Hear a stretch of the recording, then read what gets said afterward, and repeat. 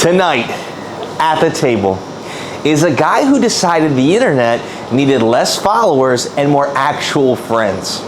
So he made it his mission to meet 10,000 strangers, one-on-one.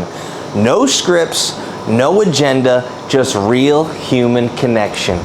Ladies and gentlemen, may I present to you my new friend, Rob Lawless. Yeah.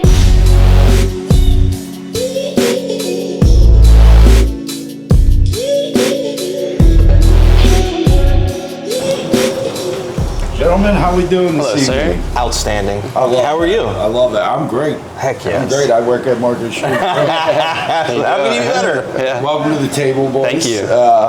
I got us some drinks. Did we know what we wanted to eat? Yes, absolutely. Yeah. Rob, my friend. I'm gonna do the telly with the flank steak. Great choices. It really is a great choice. Yeah, pumped. And I'm gonna have him do extra gravy for you. It's Okay. the best way to do it. All right, I will take it. He's got your back. Yeah, How's your cholesterol? Okay. good for now.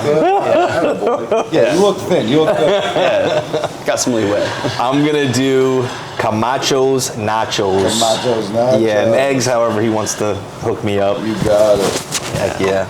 I love it. Well, boys, enjoy the convo. Thank you very much. Thank you, Will. Appreciate it. Rob, dude, thank you for making it out. Yeah, good to see you again. Yeah, you too. I really do appreciate it. So first things first, I'd just like to, for anyone who might not know you, just tell us who you are, a little bit about yourself. Sure. So I'm from Norristown, PA.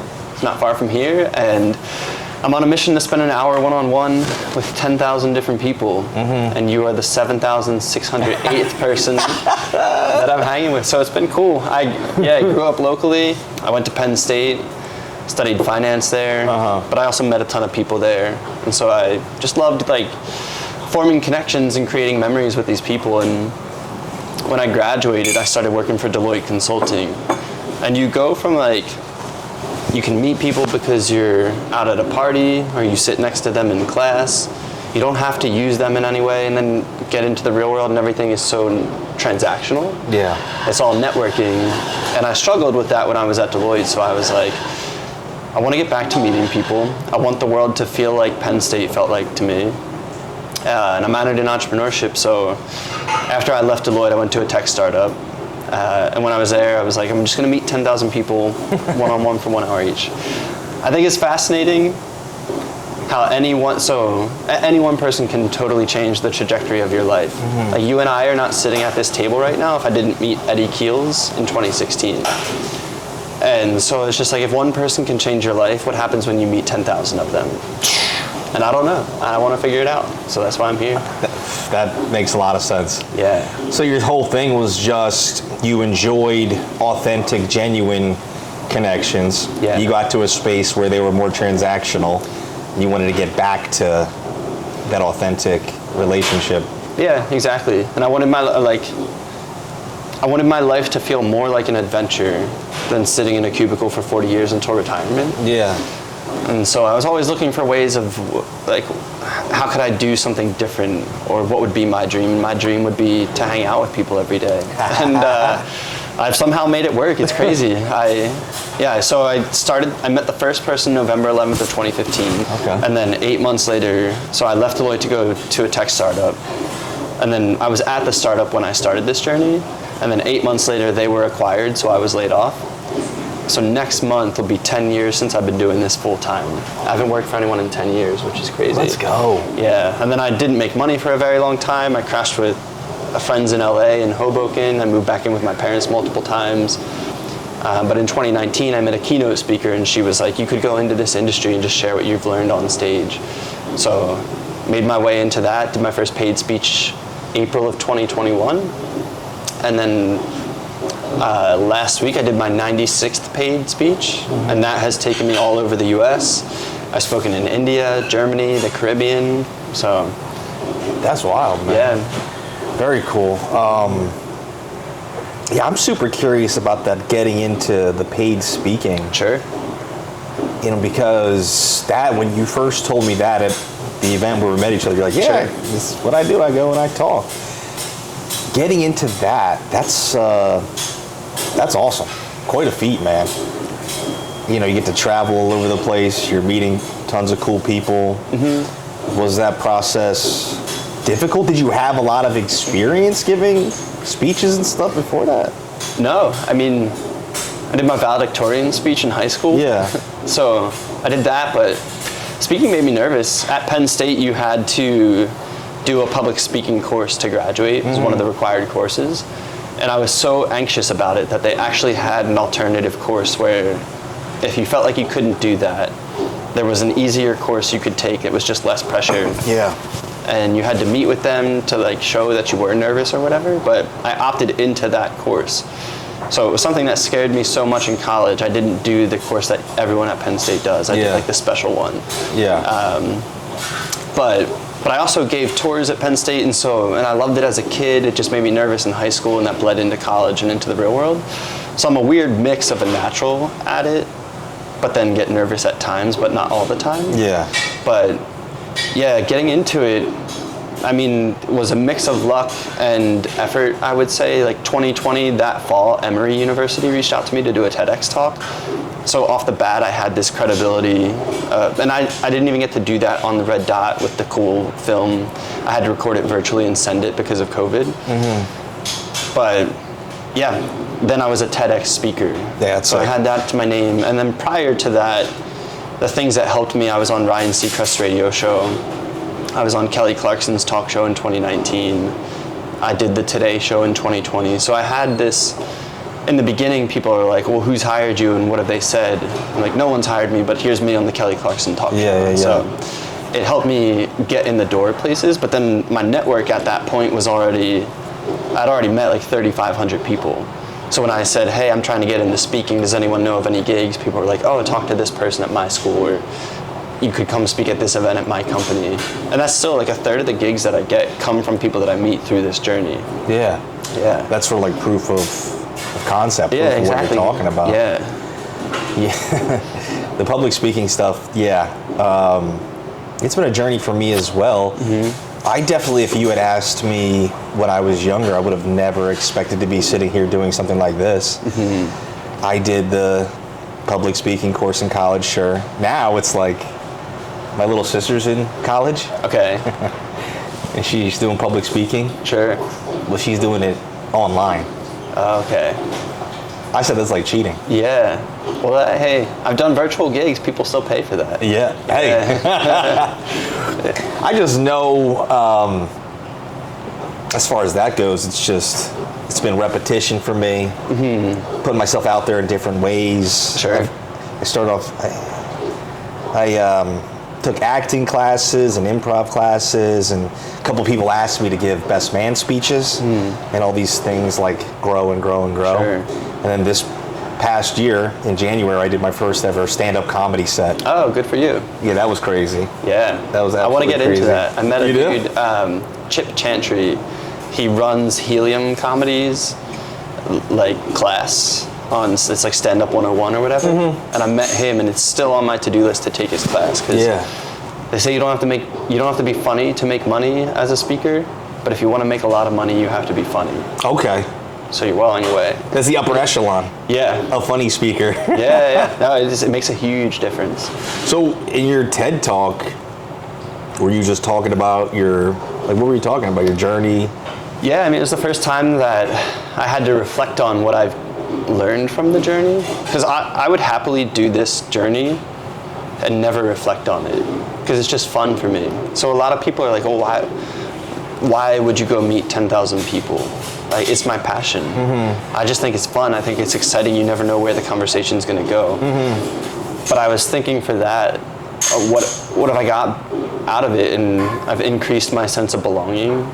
Like the fact that I could go to that event that you and I met at, see a bunch of familiar faces, and then you and I chat, and then I can come here and feel like I'm not a stranger to you. It's just like catching up, right? Yeah. So the sense of belonging has been a big thing.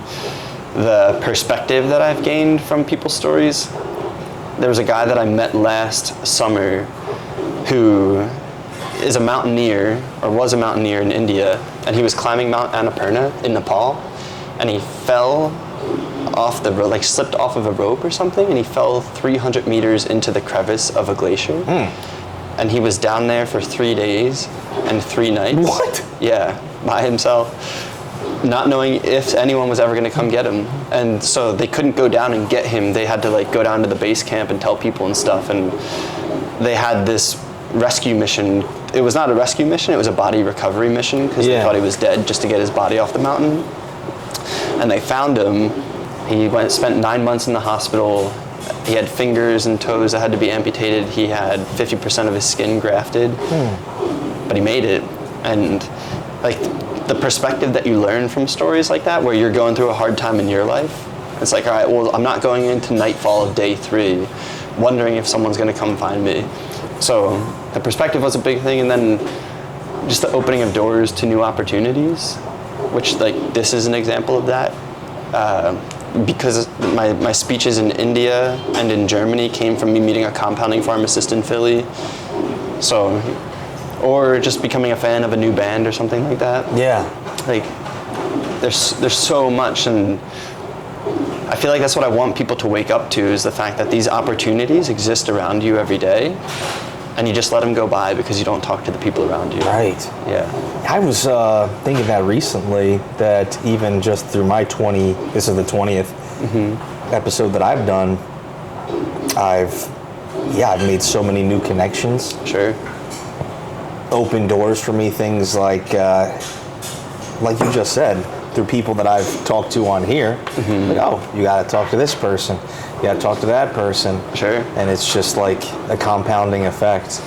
So you said this spot opened in 2003, or that was the other restaurant? Yeah, this spot opened in 2003. Okay. Dad opened this spot. He had a career in the service industry my whole life. He was working in restaurants. When I was very small, he worked at Cinnabon, which was the golden era for me as far as when my dad worked. Okay. Because I would just be like housing cinnamon buns all the time. Sure. Like, they would be like, "Aren't you sick of cinnamon buns?" I'm like, No. "No." Can't be. Actually, now I'm just addicted to them. Sure. Be like sitting behind the chair, just like the icing. Yeah, they're great. Yeah, my dad taught me a ton. I mean, without my dad, same deal. I just looked at him, and he is super personable and so good with people. But it's not like this was like a learned trait for me, and I feel like for him, it really just came natural. It comes naturally for me, but it wasn't my default mode. Okay. And I really wasn't like. I didn't talk a lot in high school or middle school or anything like that. No, did not have a ton of friends. And it was like a slow burning thing. Like, it's really crazy when I look back on it. Like, the person I am now, the skills that I have now, largely in part to this restaurant. I tell everybody they should work in the service industry. Sure. It's so good to be forced to interact with different people all the time, from all colors, creeds, everything. You'll learn so much. So not even thinking about this just practically as it being a restaurant, it was just a great spot for me to grow as a young man, for sure. Speaking of growth, that's what this food's gonna do for you. I am growing whiter all the time. Flying steak, camachos, nachos, boys, and My man. Thank you, Will. Thank you, Will. Thank you. Yeah, this is it. This is our thing. So we got a head chef. Her name's Darla Ricchetti. This is her secret recipe, the andouille sausage gravy. Okay. I put it up against most things. It's just like our unique thing. It's a little orange, as you see, because it's not like traditional sausage gravy. It's a little spicy, a little Cajun, something different. Nice. So yeah, take a bite. Okay. Everything's named after people, right? Like I got you this Telly. Telly's a guy. He's an eating champion, this guy. Okay. Intimidating even how much he can eat.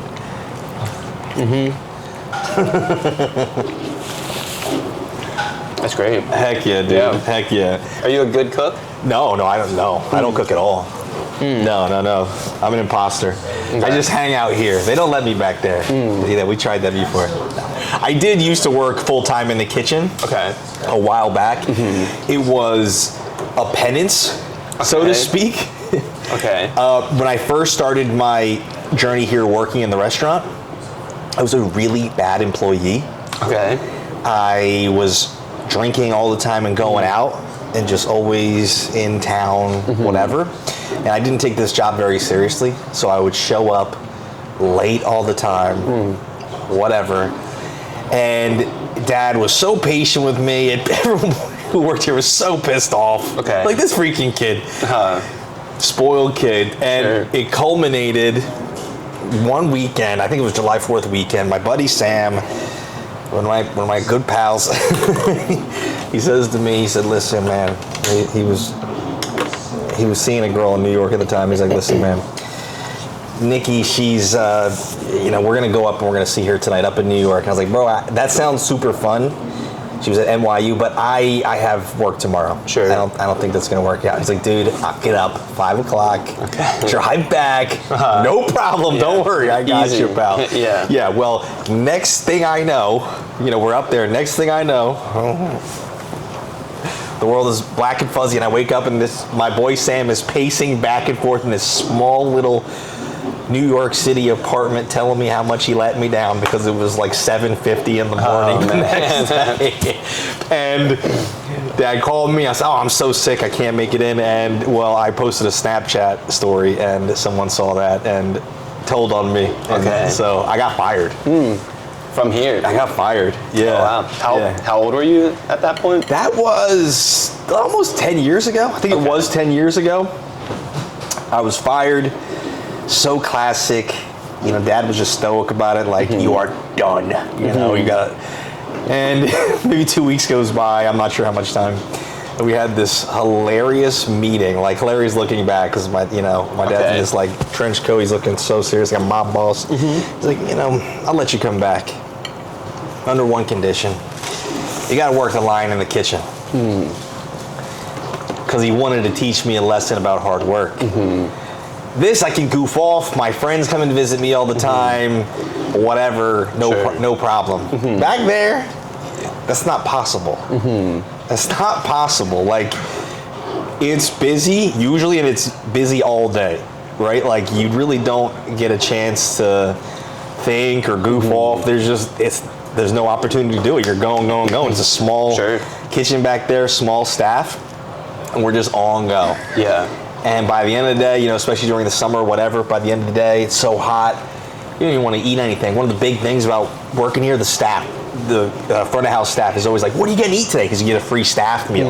Everything's banging. Like most restaurants, you don't always get a free meal, maybe get half off, whatever, and it's whatever you want. Okay. And so people are like, what are you getting today? Oh, I'm doing this. Like, oh, that's a good idea. You want to split? It's a whole thing with these people. And when you're back there, you're working long shift and it's hot, nah, you don't want to eat. Lose the appetite. I want to go, I just want to go home. So it was like So you did it for a week? I ended up doing it for maybe half a year. I was full-time doing that. As a line? Yeah, as a line cook. And I think, after around 6 months or so, my whole mindset changed. Everything changed. Okay. I was like, this isn't so bad. And you know what? I had it pretty good before. I like working hard. It really did change how I thought about this whole thing. It's crazy. It worked. It did work. It really did work. It was crazy. And then after that, just came out here and tried to kick butt as much as I could. Then however many years later, 7 years later, 6 years later, Dad made me his business partner. It was definitely a full circle type of moment. So I think I remember you said you're sober now, right? Yeah. Yep, I quit drinking 4 years ago, Cinco de Mayo, 4 years ago. I think Cinco de Mayo while I was 30. I'm 34 now. Okay. Yeah, that was like my whole identity was going out, drinking all the time. Had my crew. It was always like, all right, let's assemble. Sure. Assemble the squad, do whatever, always just looking forward to the next time we were going out. Sure. And, as I got older, I turned 30, and I gotta say the hangovers was the first thing. It started to hit me, like it was like painful. Like I had to pay a price to go out. And then I got into my faith. I'm really big into faith. And so it was like a mixture of things with timing. And then it, again, culminated in one day where I'm at this awesome bar down the street here called Mas Rooftop. It's a Mexican bar with all these levels and an outside rooftop. And I just behaved like a total buffoon that day. Just like woke up the next day like, what the heck was I doing? Okay. You know, just like stupid behavior. And after that, I'm like, that was it. I literally decided in that moment, like, I'm done. I'm not doing this again. Embarrassment, like physically feeling it, and just being convicted in my heart because I said in my faith, like a mixture of things. And that was it. And like, you know, some people quit drinking and it's hard for them. Sure. That's never been the case. Yeah. I've never craved it. No, it's like, to me, I think about it, I'm like, ooh, I'm like a little repulsed. You know, I don't judge anybody else. If they want to do it, that's totally cool. People can do stuff in moderation, whatever. Sure. That's totally cool. I just have this personality that doesn't allow for that. Yeah. I take things too far. Things like that. Yeah, I met a guy who said, if you give me a straw, I'd drink the ocean. I love that one. Yeah. I love that one. Which is like, it's just some people's personality. Yeah. Like they're trying to do that. Yeah. But yeah, I've met a lot of sober people on my journey. Really? Where are some other cool places that are you just like regionally with this, or do you go to other places in the country to meet people? I don't really go to meet people. Yeah. But I have lived in LA. Okay. Oh, right. It is over the course of a long time. So. I was there for a year and a half, so I met over 800 people when I was out there in person. I lived in Hoboken for 9 months. Yeah. Met like 800 people in the New York City area. Yeah.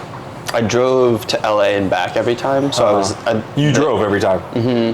So you meet people along the way as well? Yeah, exactly. So I was there 3 separate periods of time: summer of 2017, 9 months in 2018, and then 3 months in 2019. Wow.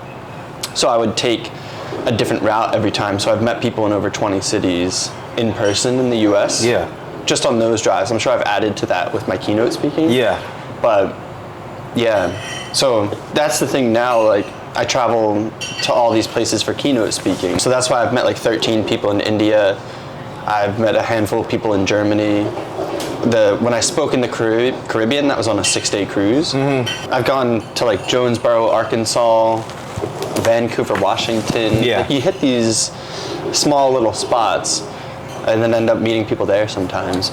That is so cool. This is like a true meeting all these people, because it's like different parts of the world, different parts of the country, driving there. Yeah. That is like taking your time, really tasting and digesting the whole experience. It's very much like Anthony Bourdain, Parts Unknown. Yeah.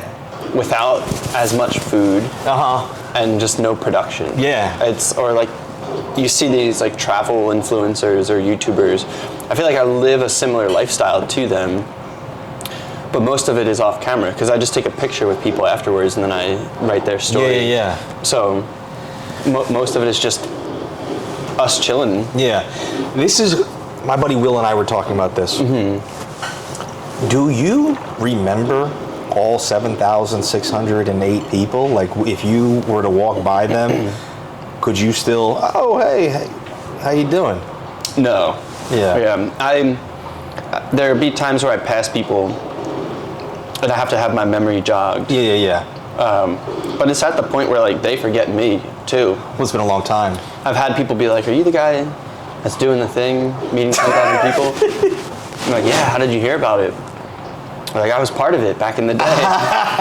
But they don't, like, they're uncertain as to whether or not it's me. Yeah. So, but it's cool. I remember in Hoboken, there was a girl that was like, yeah, I was part of your journey. And because of that, like, I didn't recognize her off the bat, but then we ended up riding the bus home from Manhattan back to Hoboken together. So it just creates more of those moments. And then I have my Instagram account, which is like the master journal of everyone that I've met. So if I'm gonna see someone, I can jog my memory on their story. Yeah, right. Or if someone's like, oh, I met you through my friend Ashley. I'm like, oh, who's Ashley? And they'll give me like her last name or about her story, and then I can look her up and be like, oh yes, I remember that interaction. Well, I mean, if you could remember all those people, that would be insane. Yeah, I think I do a good job. I think I remember, I spoke at Vanguard last Wednesday, and one of the women who hired me was like, oh, one of our colleagues, Mara, was part of your project. and she wanted to be here, but she's pregnant. She couldn't fly to North Carolina, and I was like, "Oh, Mara, what's her last name? Tell me." And so I looked her up, and I was like, before looking up her story, I was like, oh, I remember her because she took me salsa dancing during our hour together in Old City. I was like, she's the only person that I went salsa dancing with, so I remember her for that. That's dope. But I'll remember weird, like where I met someone, or that a girl liked Mike Posner's poetry book, or some weird little fact like that. Yeah. Was that the man who was trapped for 3 days? Is that the most, I don't want to say interesting, but is that like the craziest story Crazy? It's up there. The people pass a bar to kind of get into that realm, I would say. I met a woman in April of 2020 virtually. She was in Serbia. In 2016, she was the victim of a mass shooting. So she was shot like 7 times at a music festival in Serbia. Went into an 8-day coma, had to have her leg amputated during that time. So that was wild. That's crazy. I met this girl who was born as a boy, who, because of that, got into arguments with her parents, got stabbed by her dad, ended up leaving her home in Louisiana, went out to California, was living in an abandoned bank with other runaways, got hooked on meth because they would do it to stay up at night because they were scared of their circumstances. It's a whole story. Yeah, dude. So she then ended up getting pink eye, had to go back to Louisiana years later. I think she was like 17 or something, to get medical care. So went back, was transitioning at this point. Someone from a transgender porn network hits her up and is like, you should be talent for us. So she turns 18, starts doing transgender porn, gets off of meth, but then is living in Canada, but then someone from San Diego paid her thousands of dollars to smoke meth in front of him while he slept with other women.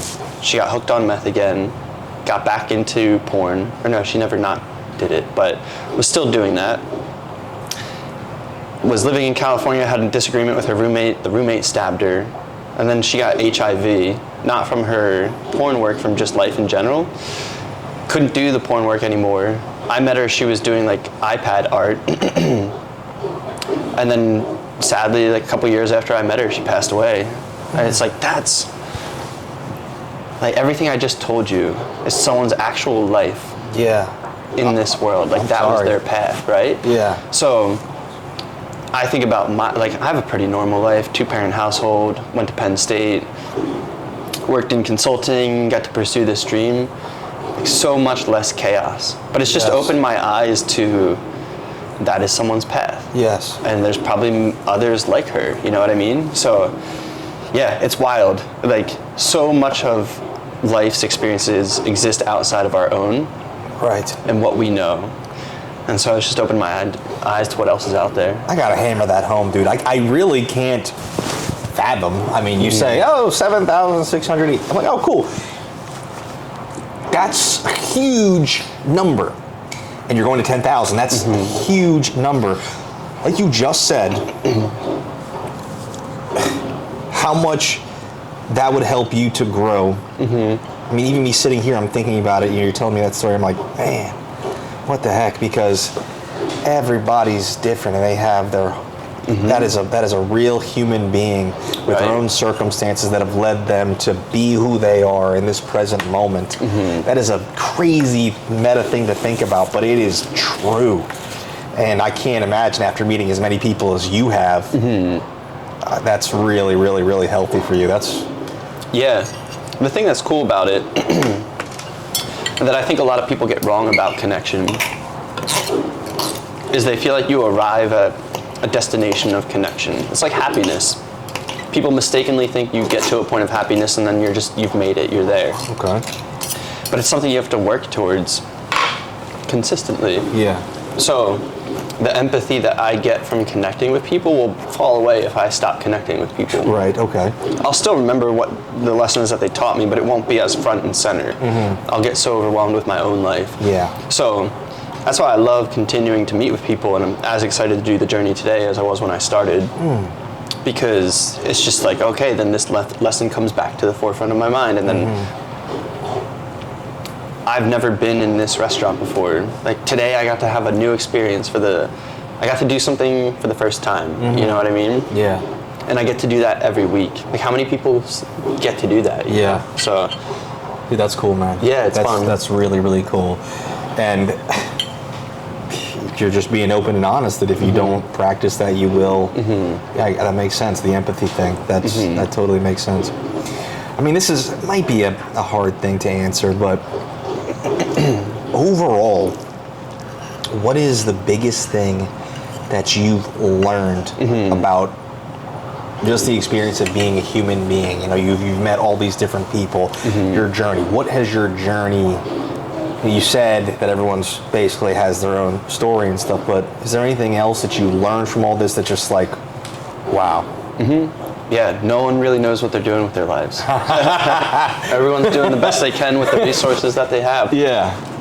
Because I'll talk to 60-year-olds who tell me, I just figured out who I was 3 years ago. Wow. And like, imagine if we all gave ourselves our entire life to figure out who we were instead of just until 22 years old. Right. Like, people would feel... I met a woman yesterday who is in like her late 30s, early 40s, and she's trying to decide if it's too late to run away from home.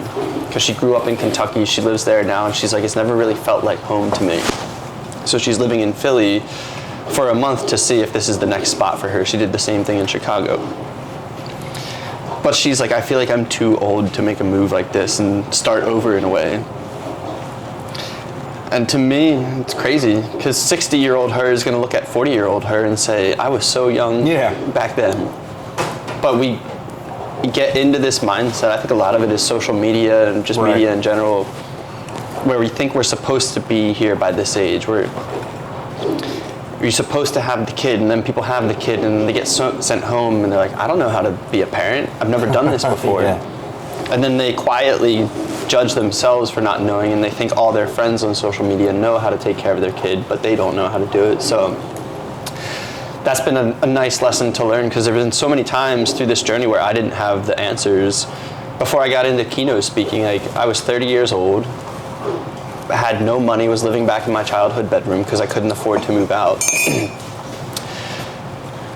But I didn't really feel bad about it. One, because I got bonus time with my parents. Yeah. And two, because I was like, well, it's not like I'm not trying to figure this out, you know? I'm trying to figure out how do I turn this dream into reality. And it's not easy. It's difficult.